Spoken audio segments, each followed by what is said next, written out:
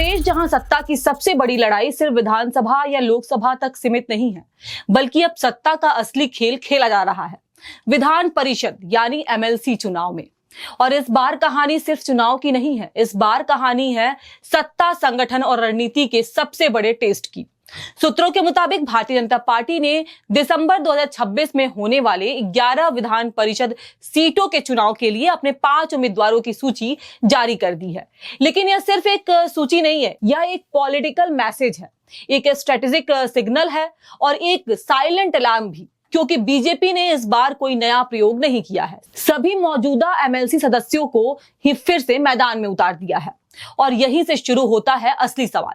सवाल नंबर 1, बदलाव कहां है? क्या बीजेपी का यह फैसला स्थिरता दिखाता है या फिर यह संकेत है कि पार्टी अब नया रिस्क लेने के मूड में नहीं है?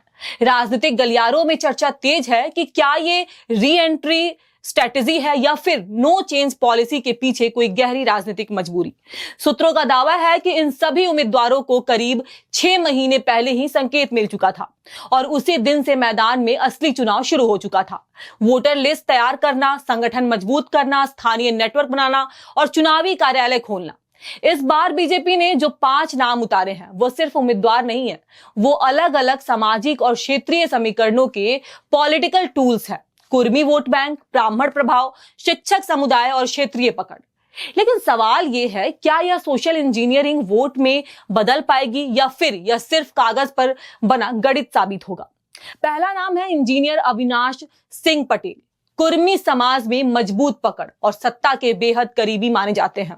दूसरा नाम है डॉक्टर मानवेंद्र प्रताप सिंह। एबीवीपी से लेकर शिक्षा मंत्रालय तक का सफर। लेकिन असली चर्चा यह है कि क्या संगठनात्मक अनुभव उन्हें जीत दिलाएगा या फिर यह सिर्फ एडमिनिस्ट्रेटिव फेस बनकर रह जाएंगे। तीसरा नाम है डॉक्टर हरि सिंह ढिल्लो, जो बरेली मुरादाबाद शिक्षक हैं और जाट सिख समाज में प्रभाव और राजनीतिक गलियारों में कहा जाता है यहां सीट से ज्यादा नेटवर्क की लड़ाई है। चौथा नाम है आंदोलन से राजनीति तक उमेश कुमार द्विवेदी, वित्तहीन शिक्षकों का बड़ा चेहरा। पांचवा नाम है सबसे बड़ा UP set factor, Shrichandra Sharma. 2020 में बड़ा उलटफेर कर चुके नेता, उन्होंने 48 साल के वर्चस्व को खत्म किया था और यही वजह है कि राजनीतिक हलकों में कहा जा रहा है कि जहां ये होते हैं वहां मुकाबला कभी आसान नहीं होता। अब बड़ा सवाल यह है, क्या बीजेपी ओवर कॉन्फिडेंट है? क्योंकि इस बार तस्वीर साफ है, नए चेहरे नहीं, नई रणनीति नहीं और कोई बड़ा प्रयोग नहीं। तो क्या यह जीत की गारंटी है या फिर यह स्टेबल लेकिन रिस्की पॉलिटिक्स है? दूसरी तरफ समाजवादी पार्टी पहले ही मैदान में है। समाजवादी पार्टी ने 10 उम्मीदवार उतार दिए हैं और यहीं से कहानी और दिलचस्प हो जाती है।